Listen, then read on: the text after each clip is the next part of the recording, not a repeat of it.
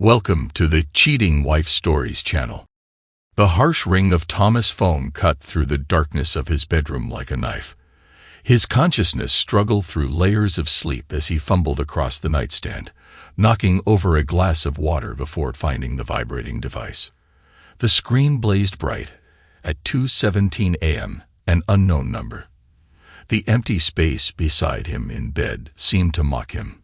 Charlotte should have been home hours ago from her weekly book club meeting.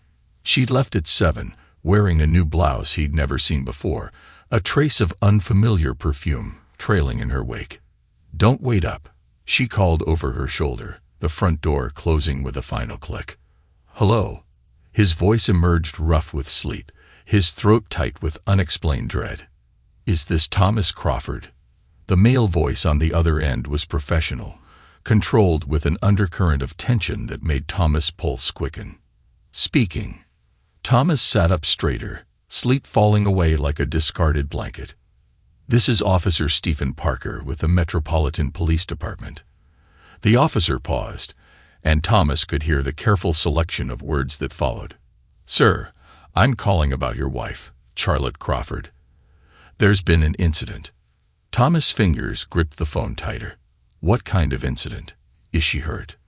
"She's been found in a concerning condition at the Pine Grove Motel on Hamilton Street. Emergency services have transported her to Memorial Hospital. You should come right away." The Pine Grove Motel. Thomas' mind raced, trying to make sense of the information. That was across town, nowhere near where her book club supposedly met. What was she doing there? "I understand you have questions, Mr. Crawford, but I can't provide more details over the phone. The emergency room staff will brief you when you arrive." Officer Parker's tone remained carefully neutral, but something in it made Thomas' stomach clench. Static crackled at the edges of the call. Thomas switched on the bedside lamp. Warm light flooded the master bedroom, their bedroom, and his eyes fell on the framed photos dotting the dresser. Their wedding day 8 years ago, Charlotte radiant in white. A vacation in Hawaii 3 years back, both of them laughing on the beach. Recent snapshots showed subtle changes he tried to ignore. Charlotte's new highlights, the designer clothes, the way her smile seemed more practiced than genuine. While pulling on jeans and a sweater, fragments of memories from the past year surfaced. Charlotte's phone always face down on tables, the way she angled her laptop screen away when he entered her home office. Those urgent work emails that always seemed to arrive during dinner. The yoga studio membership she insisted on, despite the one closer to their house having better reviews. He had dismissed each red flag, trusted her completely. What kind of fool was he? The drive to Memorial Hospital seemed both endless and too quick. The streets were nearly empty at this hour, streetlights casting intermittent shadows across his face as he gripped the steering wheel. He barely noticed running a yellow light, his thoughts consumed by that single word. Motel. Thomas pulled into the hospital parking lot, tires crunching over loose gravel as he took the first available space. The emergency room entrance loomed ahead, its fluorescent glare harsh against the pre-dawn darkness. His footsteps echoed in the quiet lot as he rushed toward the sliding doors. Inside, the reception area assaulted his senses with its sharp antiseptic smell and buzzing fluorescent lights. A nurse looked up from her station, her name tag identifying her as Grace. She had kind eyes and crow's feet that deepened as she noted his distress. "Can I help you?" she asked, fingers already poised over her keyboard. "My wife," Thomas managed, his voice hoarse. "Charlotte Crawford. The police called about her." Recognition flickered across Nurse Grace's features, followed by something that looked uncomfortably like pity. "Yes, Mr. Crawford, please have a seat. Dr. Wilson will be out to speak with you shortly." "I'd rather stand." Thomas began pacing the waiting room, his shoes squeaking against the freshly waxed floor.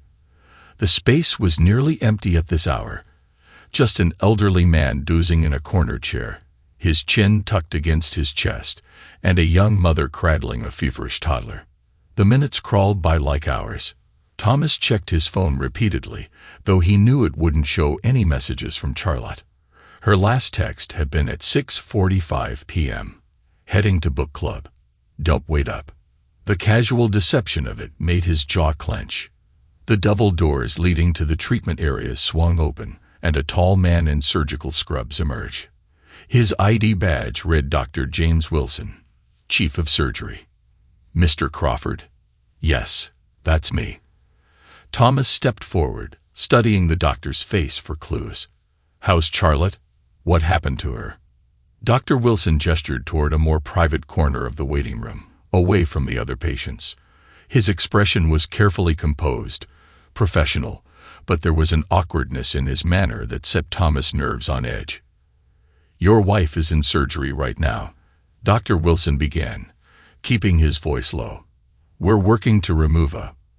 He paused, clearly uncomfortable, a foreign object that's become lodged internally. It's a delicate procedure, but she's stable. Foreign object. Thomas' mouth went dry. What exactly are you talking about? Dr. Wilson shifted his weight, his discomfort obvious now. I'm afraid I can't provide more specific details at this time. What's important is that we're addressing the immediate medical concern. Officer Parker would like to speak with you about the circumstances of your wife's admission. As if on cue, a police officer approached them. He was younger than Thomas had expected from their phone conversation, maybe early 30s, with a boyish face that seemed at odds with his serious expression. Mr. Crawford. Officer Parker extended his hand.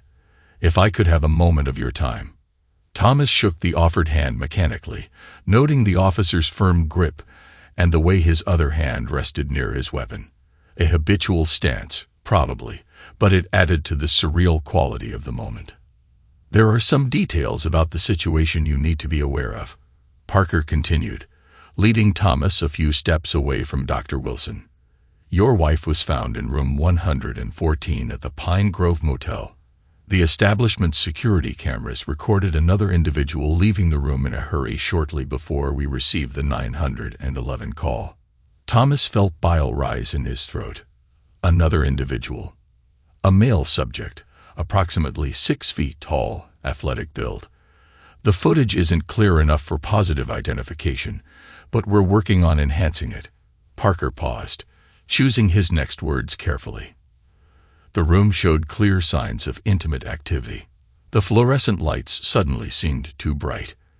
The antiseptic smell too strong. Thomas leaned against the wall, his legs unsteady. The past year of small doubts and dismissed suspicions crashed over him like a tidal wave.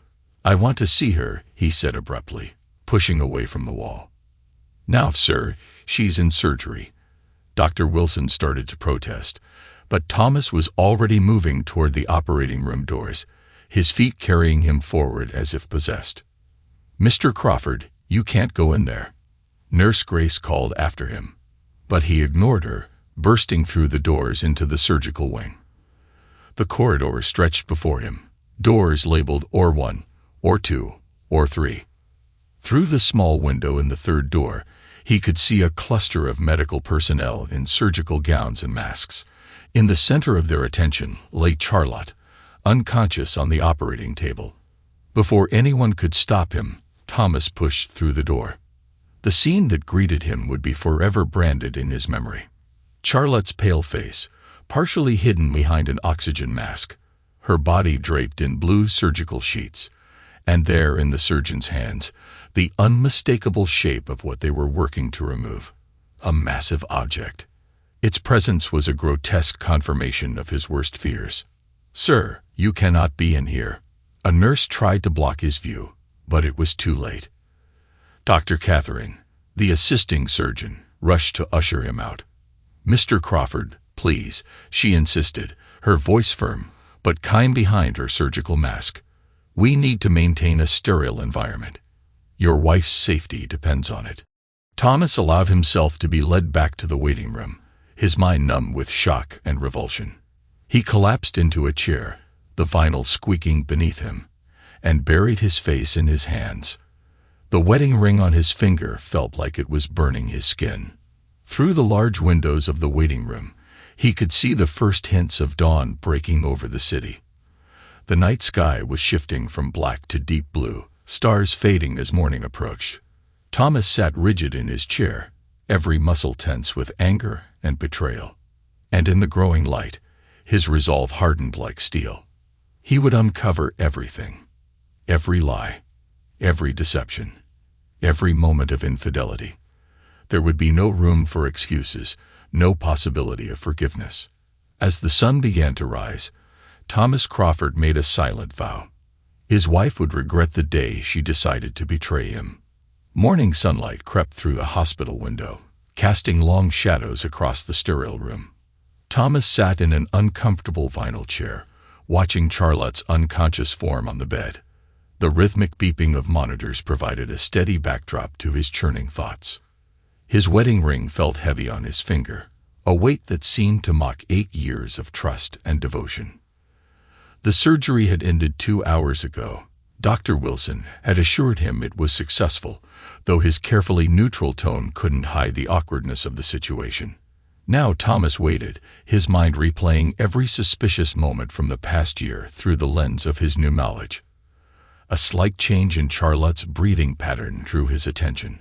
Her eyelids fluttered, fingers twitching against the white hospital sheets. Thomas leaned forward, his expression hardening as he prepared for the confrontation he'd been rehearsing in his mind. Charlotte's eyes opened slowly, confusion clouding their blue depths as she took in her surroundings. The moment she registered Thomas's presence, fear flashed across her features, quickly followed by shame. Thomas. Her voice was raw, barely above a whisper. The oxygen monitor on her finger trembled as she reached toward him. What happened? That's what I'd like to know. Thomas's voice could have frozen the summer air coming through the window. Why don't you tell me about your evening at book club? Charlotte's fingers clutched at the thin hospital blanket, knuckles white against the pale fabric. I don't. Her brow furrowed. Everything's fuzzy. Let me help clear things up for you. Thomas leaned forward, his gaze drilling into hers. Room 114. Pine Grove Motel. Ring any bells? The color drained from Charlotte's face. A tear slid down her cheek as the memories visibly crashed over her. Thomas, please. Who is he? The question hung between them like an executioner's blade. The steady beep of the heart monitor increased its pace, betraying Charlotte's rising panic. His name is Andrew, she finally whispered, each word seeming to physically pain her. Her fingers worried at the edge of the blanket, unable to meet Thomas's gaze. I met him at Radiance Yoga Studio 6 months ago. 6 months. Thomas's voice was deadly quiet. 6 months of lying to my face. 6 months of betraying everything we built together. It wasn't supposed to happen. Charlotte's words tumbled out in a desperate rush. Her hands fluttered like trapped birds as she tried to explain. We were just friends at first. He was my instructor, and we'd talk after class. He understood things about me, about what I wanted. Spare me the romantic details of your seduction. Thomas cut her off, disgust evident in every word. I want his full name. Now. Andrew Mitchell. Charlotte wiped her tears with shaking hands, smearing her mascara further. He teaches the advanced classes. Thomas's jaw clenched. What happened that night? And don't lie to me. Not anymore. Charlotte hesitated, her breath hitching. We tried something new. He pushed me to. Her voice cracked. When it went wrong, he left me there. Alone. Of course he did. Thomas stood abruptly, his chair scraping against the linoleum floor. The sound made Charlotte flinch. That's what happens when you let someone use you like a cheap toy. That's not fair. Charlotte's voice rose with desperation, cracking on the last word. I made a mistake, yes, but... A mistake. Thomas's laugh was hollow, echoing off the sterile walls. A mistake is forgetting to pick up milk. A mistake is missing a deadline. What you did was make a choice. Every time you lied about where you were going. Every time you met him. Every time you let him touch you. Those were choices, Charlotte. Deliberate, conscious choices to destroy our marriage. A nurse appeared in the doorway, drawn by their raised voices. "Is everything all right in here?" "Fine," Thomas snapped, not taking his eyes off Charlotte. "Just having a conversation with my wife about her extracurricular activities." The nurse hesitated, looking between them before reluctantly withdrawing. Her footsteps echoed down the hallway, leaving them alone with the weight of their crumbling marriage. Thomas pulled out his phone, holding it up like evidence in a trial. "Where's your phone, Charlotte?" Her eyes widened, panic replacing the tears. "What? Your phone? The one you're always guarding like it contains state secrets. The one you never leave unattended. Where is it?" "I think the police have it." Charlotte's voice was small, defeated. "They took my belongings when the ambulance brought me in." Thomas was already striding toward the door, his purpose clear. In the hallway, he found Officer Parker talking with a nurse at the station. The young officer straightened as Thomas approached, clearly reading the intent in his expression. "I need my wife's phone," Thomas said without preamble. "It's evidence of her affair with Andrew Mitchell." Parker's eyebrows rose at the name. She identified him. "Yes, he's an instructor at Radiance Yoga. I want to see every message, every photo, every piece of evidence of their relationship." "Mr. Crawford." Parker's tone was professional but cautious. "The phone is currently logged as evidence in an ongoing investigation." "An investigation into what?" "A consensual affair gone wrong." Thomas's voice was sharp. "Or are you actually going to charge him with abandoning her there?" Parker studied him for a long moment before nodding slightly. "Follow me." They walked in tense silence to a small office where evidence was being processed. Parker retrieved a clear plastic bag containing Charlotte's belongings, her purse, clothing, and the phone with its cracked screen. "The passcode," Thomas demanded, taking the phone. 824. Charlotte's weak voice came from the doorway. She stood there in her hospital gown, clutching an IV pole for support. Her face was pale, dark circles under her eyes, making her look ghostly in the fluorescent lighting. "It's your birthday." The irony of her using his birthday as her passcode while betraying him made Thomas's jaw clench so hard he could hear his teeth grind. He entered the numbers, and the phone unlocked to reveal a messaging app open to a conversation with him. What he found made bile rise in his throat. Months of messages, each one a new betrayal.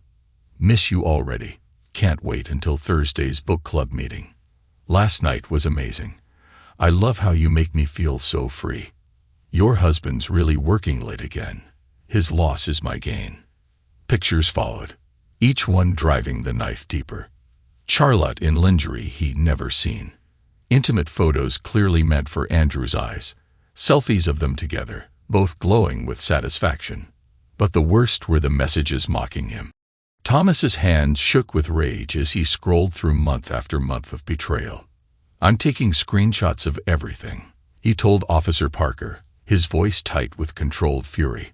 "I want it all documented for my lawyer." "Of course."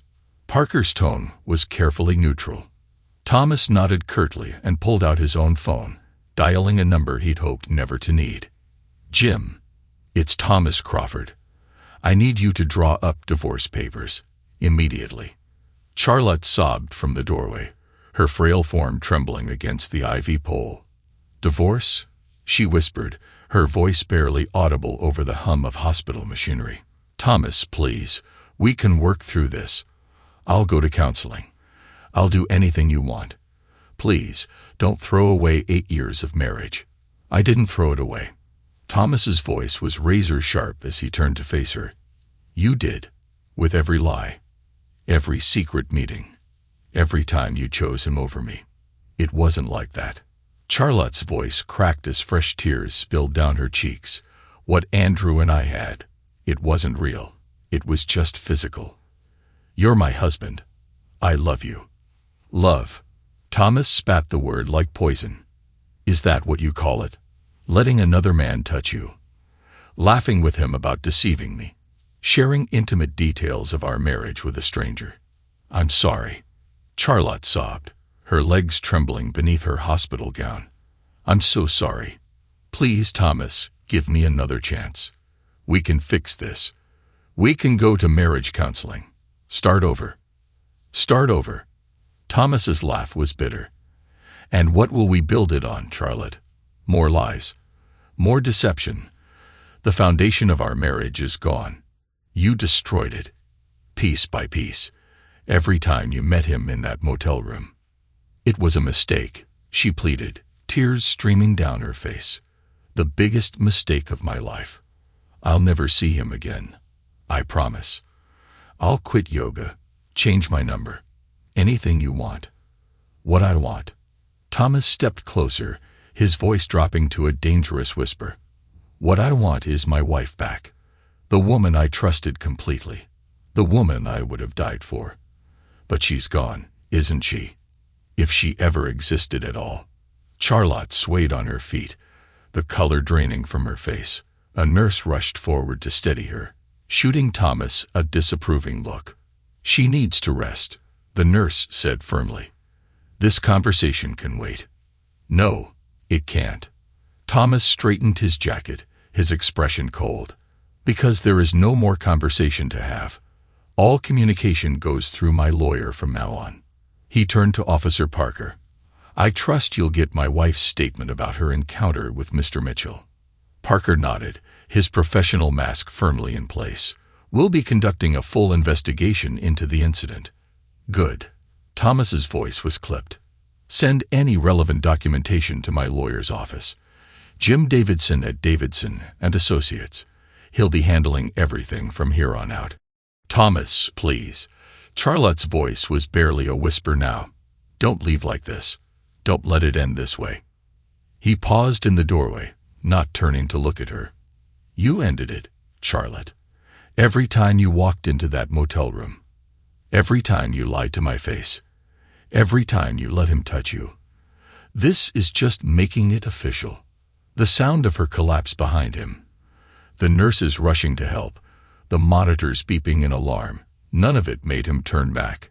The woman he loved was already gone, replaced by a stranger who had betrayed him in the worst possible way. There would be no forgiveness, no reconciliation, no second chances. As he stepped into the elevator, Charlotte's broken sobs echoed down the hallway. He let the doors close between them, as final as the death of their marriage. Morning sunlight streamed through the floor-to-ceiling windows of Davidson and Associates, casting long shadows across the mahogany conference table where Thomas sat reviewing the final divorce settlement. The thick stack of papers before him represented the death of his marriage, each page outlining the precise terms of its dissolution. Jim Davidson, his attorney, sat across from him, radiating satisfaction as he adjusted his wire-rimmed glasses.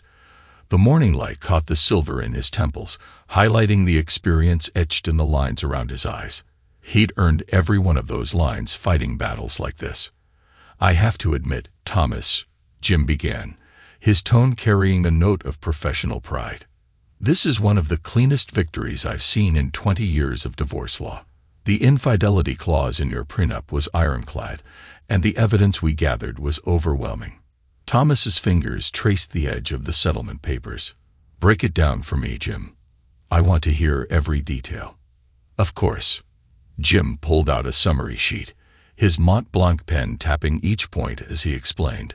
First, the house. It's yours, free and clear. Charlotte's name has been removed from the deed. The same goes for both vehicles and all investment accounts.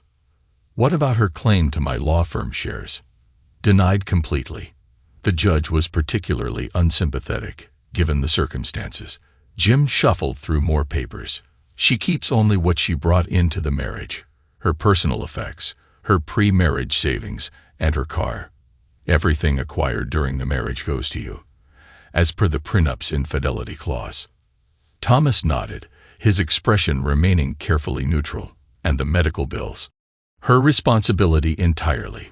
The judge actually cited her reckless behavior as justification for not requiring you to contribute. Jim allowed himself a small smile. The hospital incident really worked in our favor. A knock at the door interrupted them. Patricia, Jim's longtime secretary, entered carrying a thick manila envelope. The final divorce decree just arrived from Judge Henderson's office, she announced, placing it carefully on the table. And Mr. Crawford, there's a detective here to see you about the Mitchell case. Thomas exchanged glances with Jim, who nodded. Send him in, Patricia. Detective Marcus Reed entered, his weathered face bearing the tired expression of someone who'd seen too much of humanity's darker side. He carried a leather portfolio under one arm and declined the offered seat with a shake of his head. Mr. Crawford, Mr. Davidson. He acknowledged them both. I wanted to deliver this update in person. Andrew Mitchell accepted a plea deal this morning. Thomas's hands flattened against the table. What are the terms? 3 years, with possibility of parole after 18 months, mandatory counseling, and registration as a sex offender. Reed pulled out some paperwork. The DA pushed hard after we uncovered similar complaints from other students at the yoga studio. Other complaints? Thomas's voice carried a dangerous edge. Reed nodded grimly. 3 other women came forward after your wife's case went public, all with similar stories. Mitchell using his position as an instructor to initiate relationships, pushing boundaries, engaging in increasingly risky behavior. In the studio, Jim interjected, shuddering. Shuddered as of yesterday. Their insurance dropped them when the pattern of incidents came to light. Reed's expression hardened. Mitchell won't be teaching yoga to anyone for a very long time. Thomas absorbed this information, his jaw working silently. What about Charlotte's statement? Did she cooperate? Fully, Reed confirmed. Her testimony was crucial to the plea deal. She provided detailed accounts of how Mitchell gradually escalated their encounters, pressured her into more extreme acts, then abandoned her when things went wrong that night. A muscle twitched in Thomas's cheek. Did she mention how willing she was? How she laughed with him about deceiving me? Mr. Crawford. Reed's tone was professional but sympathetic. I understand your anger, but your wife was also a victim of Mitchell's manipulation. Ex-wife. Thomas corrected coldly. As of today, she's my ex-wife. Reed nodded in acknowledgement. Of course. Well, that's all I needed to share. The DA's office will send formal documentation for your records. After the detective left, Thomas stared at the divorce decree. Its gold seal gleamed in the morning light. 8 years of marriage reduced to legal terminology and property divisions. Jim hesitated. Charlotte's lawyer contacted me this morning. She's in serious financial difficulty. Thomas's expression didn't change. Explain. The medical bills alone are over $50,000. Then there's her legal fees, lost wages from the yoga studio closure. Jim spread his hands. She's facing bankruptcy. Not my concern. Jim nodded. No, it's not. Thomas glanced at his phone. A text from an unknown number. Andrew Mitchell. I'm heading to jail tomorrow. I know you hate me, but please look after Charlotte. What happened wasn't all her fault. Thomas blocked the number without responding. Let them deal with their guilt and regrets. He was done with both of them. The drive home took him past the yoga studio where it had all started. The windows were dark now, a for lease sign hanging prominently in the front. Another casualty of choices and consequences. His new apartment building rose ahead, all glass, steel, and modernity. No memories haunted these halls. No ghosts of betrayal lurked in the corners. The doorman nodded as Thomas entered, taking the private elevator to the penthouse level. Inside, floor-to-ceiling windows offered a panoramic view of the city. Thomas poured himself a scotch and watched the sun setting over the urban landscape. On his finger, the tan line where his wedding ring had been was finally fading. His phone buzzed again. An email from Jim. Final paperwork filed. Charlotte's lawyer says she's moving to Seattle next week. Clean break, fresh start for everyone. Thomas deleted the email without reply. Seattle might as well be another planet. Distance wouldn't change what had happened, wouldn't erase the betrayal that had reshaped him. The city lights began to twinkle on as darkness fell. Thomas raised his glass in a silent toast to lessons learned and bridges burned. The man he'd been had died in that hospital room, watching surgeons extract the physical evidence of his wife's infidelity. The man who emerged was stronger for the pain, wiser for the betrayal. Tomorrow would bring new challenges, new opportunities, new beginnings. But tonight, Thomas stood alone in his fortress of glass and steel, finally free of the weight of love and trust and all the wounds they'd brought with them.